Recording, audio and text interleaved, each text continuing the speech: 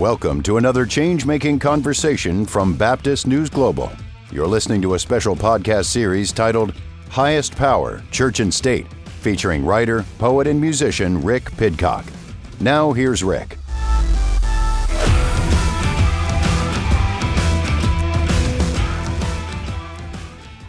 I'd like to start off today's episode by acknowledging the shooting that happened at the White House Correspondents' Dinner over the weekend. I'm planning to discuss the topic a bit more thoroughly and am hoping to do so on Thursday, but I'm working on scheduling a guest to discuss it with me. And normally I wouldn't mention at the top of an episode about something that we're not going to discuss, but it was a big enough of a story from the weekend that I didn't feel right not mentioning it. So we will deal with the story, and we will get to it soon, and we'll deal with it in a way that I think is going to be fair to what the story deserves. So for today's episode, I'd like to discuss a topic that has been in the news recently. And it's a topic I've discussed a number of times, but I haven't really discussed it in this particular way. And that is the topic of hell. Because ultimately, hell is a topic about justice. And like every topic, social location matters here. Because a lot of people tend to hear, those like me who are constantly critiquing hell, and they'll think, okay, you must not want to hold anybody accountable. You must not believe in justice. You must believe that Hitler can just get away with it. But that's not the case. And I think it's important for us to discuss this because it really shows how justice becomes embodied in the way that we interact with the least of these in the world, those who are being harmed, in a way that actually provides healing for them rather than continued harm. And I wrote a piece this last week about this. It was called When It Comes to Religion, Question Everything. It was published on April 24th by Baptist News Global. And Krista Brown, who is the author of Baptist Land, she reposted the article and she said, "This piece by Rick Pidcock really resonated. I know what it's like to submit to sexual assault while holding fear of hell in my head.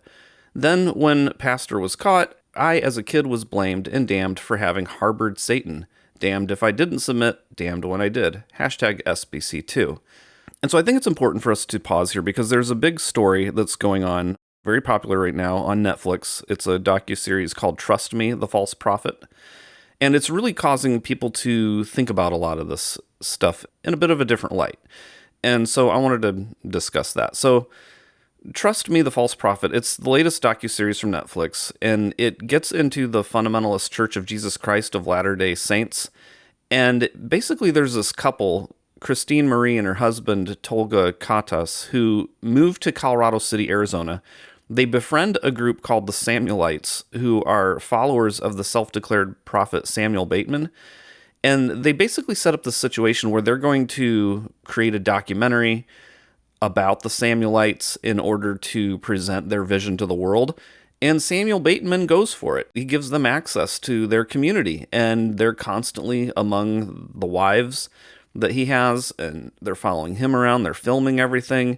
He's literally confessing to crimes on camera, but he thinks that he's basically a prophet and that this is all the will of God. And so basically the way the story goes, and I lay this out in the piece, is that Samuel Bateman, everybody thought he was a joke. Nobody would take him seriously. And so then, as he hasn't really dealt with these wounds, he decides to make himself not a joke. So he declares himself to be a prophet following Warren Jeffs, who had been in prison.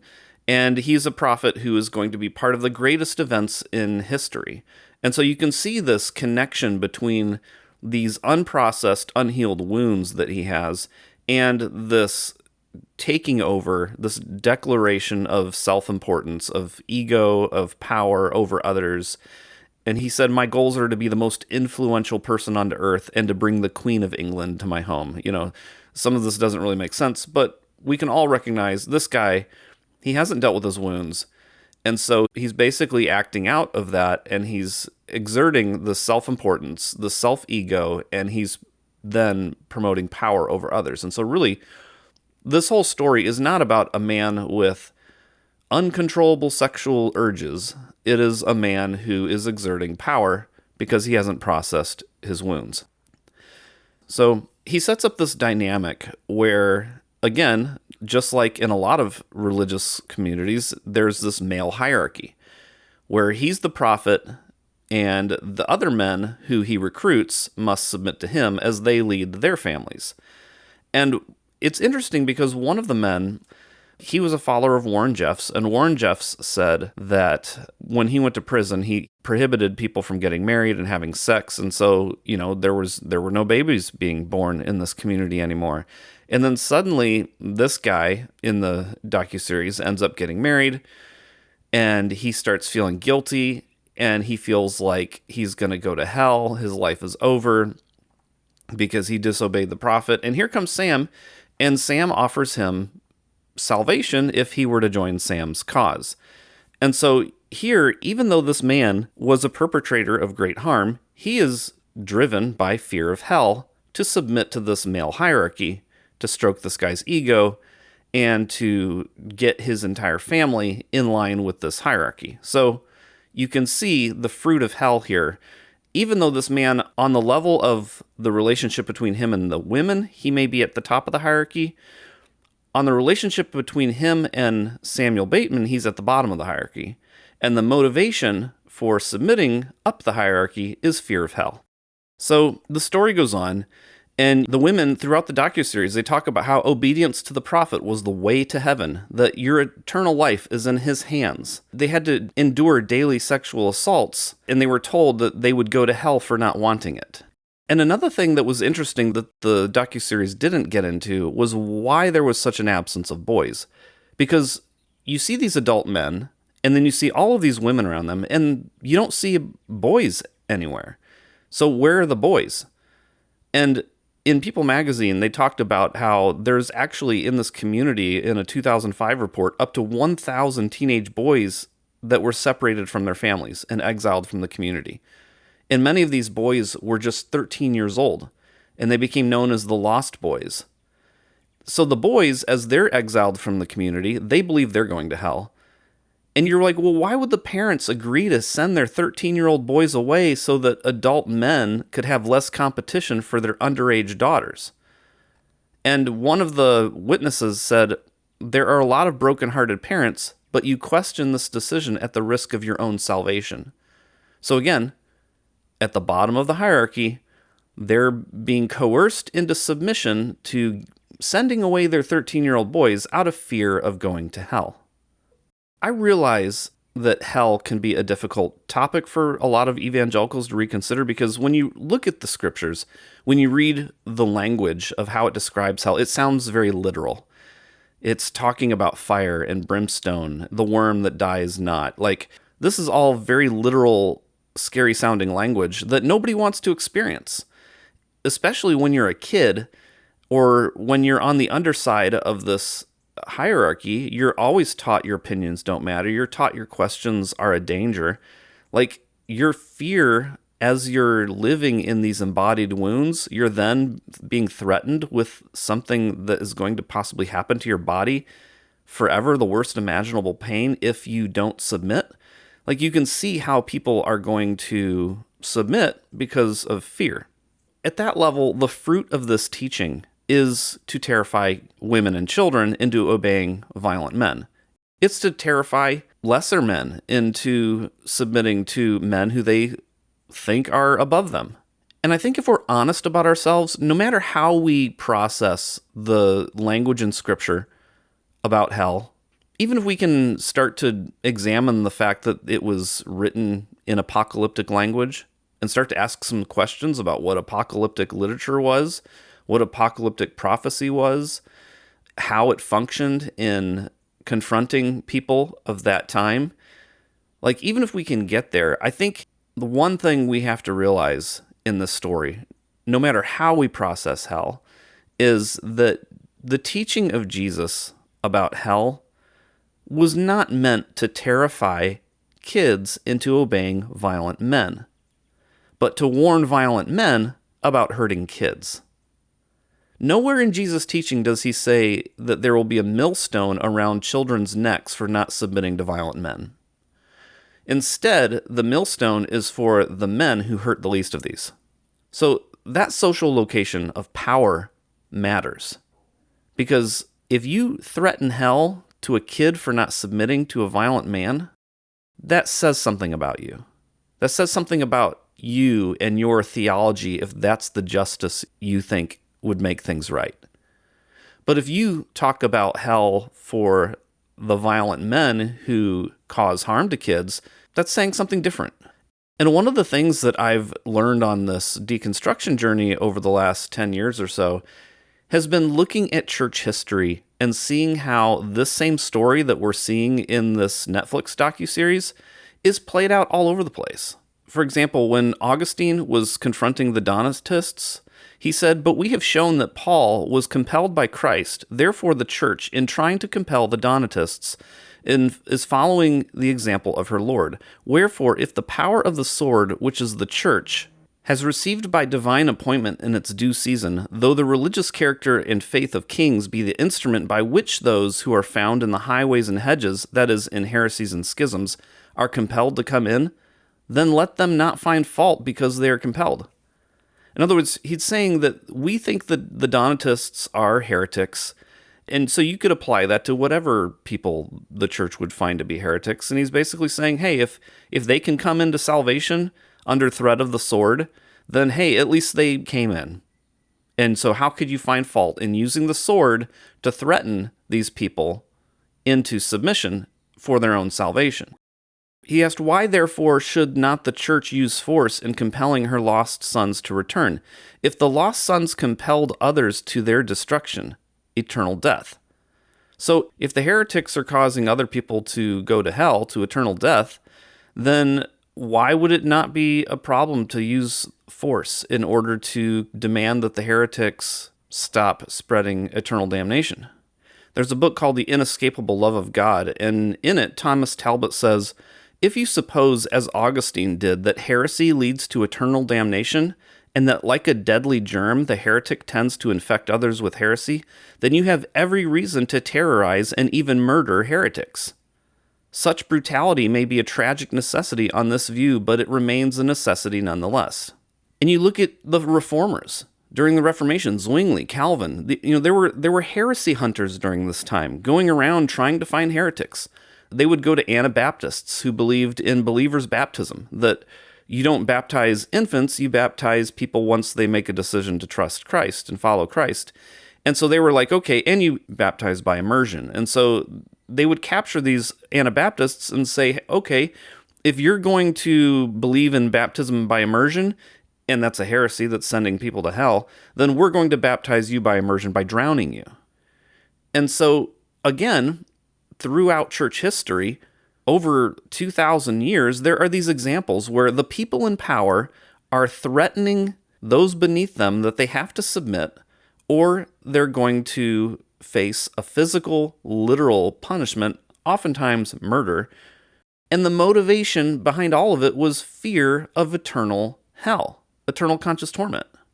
I went through the stories I've written for Baptist News Global over the last few years, and the thinking is everywhere throughout it. There was an article I wrote about an HBO series called The Way Down. This church in Tennessee would tell their children that if they disobey, they said, you will only live for a few years on earth, and then you'll have a horrible afterlife. There was a movie called Women Talking, and I wrote a piece about that the Gospel Coalition had complained about the movie because in Women Talking, these women were being horribly abused by the men in their community, and one of the reasons they didn't want to leave was because by leaving that hierarchy of the men in their lives, they felt that they were putting their souls in danger of eternal conscious torment in hell. You look at the Shiny Happy People docuseries, and they promoted spanking as encouragement in order to break the rebellious spirit they're born with. Why? Because if you don't break the kid's spirit, they're going to spend an eternity in hell. There was the Let Us Pray docuseries, where Jack Scopp, the independent Baptist preacher, said, the reason your sorry soul's going to hell is because a woman told Adam what God thinks about things. I wouldn't get my theology from a woman. And so here you have this combination again of you better submit to the men, and if you don't, you're going to go to hell. And there was a woman in that series that said, I just remember being a kid and dreaming about burning in hell, like burning in hell for eternity. You look at the Mike Bickle story with IHOP KC. He lost his job due to a lot of sexual abuse-related stories and scandals and accusations. He's actually reportedly making a comeback this year as people are trying to get him back in power. But one of the things he talked about that drove him in all this was to save Israel from hell. It was the salvation of Israel. There was the Steve Lawson story with John MacArthur's seminary, where he's constantly preaching about fire and brimstone for everybody who won't submit. And again, when it comes to him and his sexual scandals, it doesn't really apply to him. And that's the pattern that we see here in virtually all of these liberation stories. We've got Sarah Stankorb's Disobedient Women, Krista Brown's Baptist Land, Tia Leving's A Well-Trained Wife, Megan Phelps Roper's Unfollow. And then in this story, the girls of FLDS, they all have this same pattern. There's a hierarchy of men above one another and above the women, and you have to submit to the hierarchy or you're going to go to hell. And each group thinks their ego-driven demand to submit to their male hierarchy under the threat of hell is somehow totally different than everyone else's. And much of my journey over the last decade has been seeing story after story after story like this and reading church history. And at some point, you got to start to recognize the patterns. And even if you don't fully know how to understand and how to deal with the apocalyptic language about hell in the Bible, there's got to be something in there that causes you to question your assumption that to not submit sends you to hell. There's got to be something in there that causes you to question, if this is causing so much harm to people on the underside of power, how could it be part of the good news? And part of where I've come to on this is to understand the idea that justice should be something that we can hope for. It should be something that we want, that we can delight in. And I can't simply delight over the violent punishment of those who won't submit.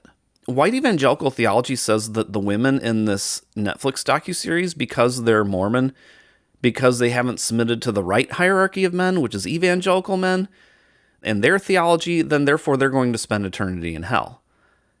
And I just can't picture that as a justice that makes things right, a justice worth delighting over. And so some views of justice, the retributive hierarchical views of justice, fuels a delight over violent punishment of those who won't submit. And that's violence against those on the underside of power, which I think goes against the teaching of Jesus. Because again, Jesus never threatened a millstone around the necks of kids for not submitting to violent men. On the other hand, there is a view of justice that's restorative that fuels a delight over the healing that can take place when those who cause harm have to face what they've done. So one view of justice, retributive justice, it fuels a delight that dehumanizes self and neighbor. But a restorative view of justice fuels a delight that heals and brings wholeness to self and neighbor. And we have a couple examples of this over this last week in the news. And I want to share some clips, because these are rather entertaining clips, quite frankly. There's one by Russell Brand, one by Doug Wilson, and one by Trump. And so in this first clip from Russell Brand, you may remember, he's the actor, and he's admitted to having sex with thousands of women. And amongst those situations, he has had some accusations, some credible accusations, enough to lead to charges for sexual assault that he's on trial for right now. But, of course, before that, he became a Christian, and now he's, supposedly redeemed from all of this. But Russell Brand, when he went to his trial, he brought his Bible. He's doing a lot of posturing with Sean Foyt right now, and he's not really facing the music on this. And so he goes on the Piers Morgan show, and Piers Morgan decides to confront him and to see if he'll explain himself. And you can see how uncomfortable this is for Russell Brand. Can I go back to asking a question about your Bible? Yes, if you want to. Thank you. Was that the one you took into court? You're the very one. Okay. What was your thinking of taking it into court? And what you were seeing, looking at some passages, what were the relevant passages for you? All right. Thank you for asking me. Thank you. That didn't hurt, did it? A little bit. It was this from Isaiah. You're right, Bear did say, be chilled. Sometimes I lose the chill, man. It's pretty...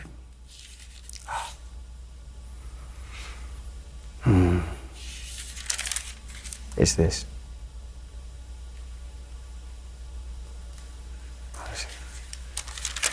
They don't like that, do they, in the old gallery? But remember, you just said it's a hired spot. This is from Isaiah.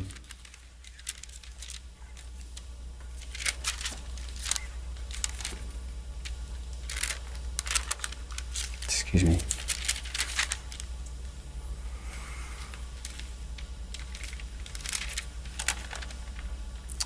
Man, I'm not going to mark it before.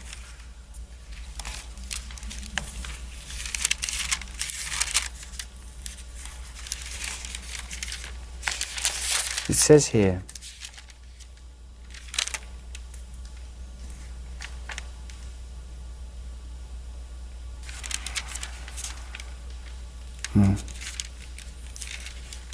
the verse that I was looking at that day was not this. I can't actually find the verse that I had that day, but this is good enough.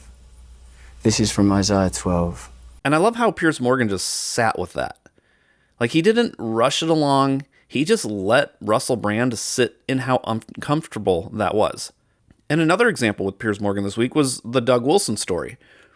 So Doug Wilson goes on, and as we all know, Doug Wilson has caused all kinds of harm. He now, because the Gospel Coalition and Desiring God and Christianity Today have platformed him, he now has his disciple Pete Hegseth in the Pentagon running a holy war in Iran.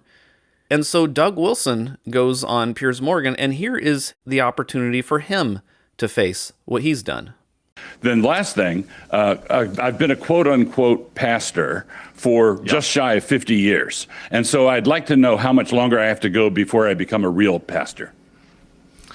Well, you have to follow the teachings of Jesus Christ, probably, if you want to be a real pastor. I mean, you can call yourself whatever the hell you want, Doug. I'm just going to call you Doug. I'm kind of tired of you being called pastor, but, you know, if you just want to... I think we can afford him. Look, you're out there, you hate everybody. You attack black people, gay people, immigrants. Like, all you do is spread hate. Your book that you've got behind there is you know, talking about how much you love bad words. Look, if you want to teach like this kind of fake Christianity, that's fine. You can do that. You know, if you want. No, I've not read your book. I'm very happy to have not read your book. But if you want to do this kind of vice signaling Christianity, where we're going to do stop Christian commenting vices, on what it's about. Well, I don't. I've seen enough of your material on social media that it doesn't really require anymore. I mean, it doesn't. It's not like there's a ton of deep thought that's going behind it that requires further study. As the show started out, I thought we were supposed to refrain from attacking religious leaders. You attacked the Pope. Well, I have no problem. Listen, real quick, Pastor. I have no problem attacking wolves in sheep's clothing. I have no problem attacking a man who wrote that American slavery was mutually harmonious between the slave master and the slave. That's you. I have no problem attacking a man who proudly says he wants to do away with the 19th Amendment, which gave women the right to vote. I have no problem attacking a man like yourself who sits here incoherently supporting an incoherent, unwinnable, illegal war in Iran. I have no problem attacking you, a man who's the religious leader of Pete Hegseth, a man who's a cosplay crusader, who's leading some type of crusade, probably you put him on, as a Secretary of Defense, getting Americans and innocent civilians killed. I wish you would be a better Christian. I wish you would open up the Bible. I wish you would meet the Jesus that I met when I went to an all-boys Jesuit Catholic high school. The Jesus that took care of the sick, that took care of the poor, that welcomed the immigrant, that welcomed the marginalized, that helped them. But instead, you've used Jesus as a mascot for, I don't know, your white Christian supremacy, your cruelty, your misogyny. And I'm so glad that people are finally waking up to your cruelty and to the idiocy of your star disciple, Pete Hegseth, who keeps messing up and literally does not read the Bible and quotes Pulp Fiction. Just sit with them. Maybe both of you could read the Constitution, read the Bible, and just take a break, Pastor. Just take a break. Yeah. Do less. Yeah, all right, Pastor, your response. Just incidentally, we know that Jesus was not a socialist because he could actually feed people. Wonderful. Great response.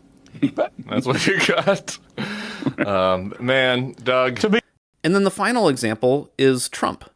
So, again, going back to the story from this weekend, we had the shooting, there was an arrest made, and they found that the shooter had a manifesto. Now, I'm not in favor of violent justice. So no, I do not approve of this shooter taking things into his own hands and becoming violent and trying to murder Trump. That's not what we're talking about here. But in the manifesto that the shooter wrote, he did talk about the reasons why he opposed Trump. And those reasons, regardless of his actions, are worth Trump reflecting on. Because Trump has bragged about sexually assaulting women. We have it in his own words. Trump has been found liable by a jury for sexual abuse. So yes, whether Trump is absolutely guilty of being a pedophile, as some of the Epstein story discusses, if we could ever investigate it, the reality is he has admitted to sexual abuse and he has been found liable for sexual abuse by a jury. So Trump needs to face what he's done. And over the weekend, he sat down for an interview with CBS News, and they tried to hold him to it. The so-called manifesto is a stunning thing to read, Mr. President. He appears to reference a motive in it. He writes this, quote, administration officials, they are targets. And he also wrote this, I am no longer willing to permit a pedophile, rapist, and traitor to coat my hands with his crimes. What's your reaction to that? Well, I was waiting for you to read that because I knew you would, because you're horrible people, horrible people. Yeah, he did write that. I'm not a rapist. I didn't rape anybody. Do you think he was referring to you? Excuse me. I'm not a pedophile. You read that crap from some sick person. I got associated with all stuff that has nothing to do with me. I was totally exonerated. Your friends on the other side of the plate are the ones that were involved with, let's say, Epstein or other things.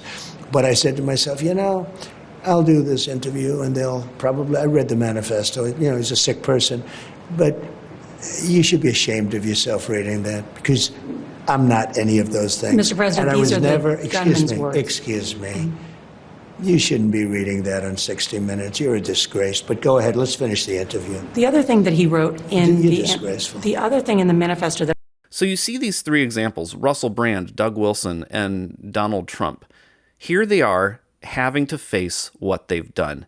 And in each of these cases, they're not handling it. They're not facing up to it. It's hell for them to see them squirming.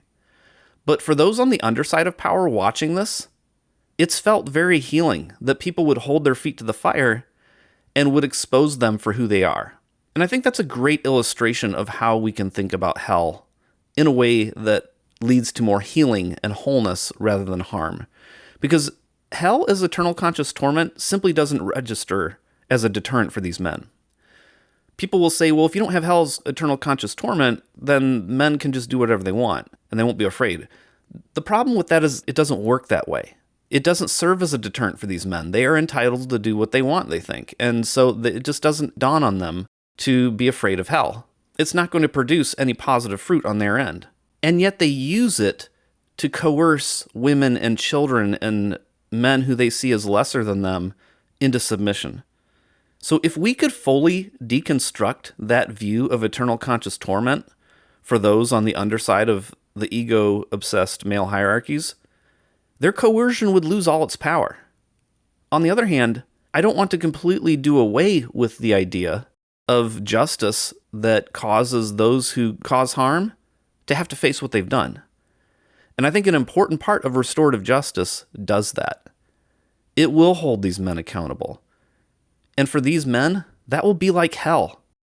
And Russell Brand, Doug Wilson, and Donald Trump gave us a taste of that over this past week. That's it for today. Thank you so much for listening. Please like, subscribe, and rate us on your favorite podcast platform, and we'll be back with another episode on Thursday. This has been another change-making conversation from Baptist News Global. The episode you've just heard is part of a special podcast series titled Highest Power, Church and State. Be sure to follow BNG daily at baptistnews.com and subscribe to get notifications about future episodes. Baptist News Global is a national nonprofit news service that is independent, free, and faithful. BNG is supported by readers and listeners like you. Learn more at baptistnews.com. This episode was produced and edited by Mac Bowles of TKG Communications, LLC, Dallas, Texas.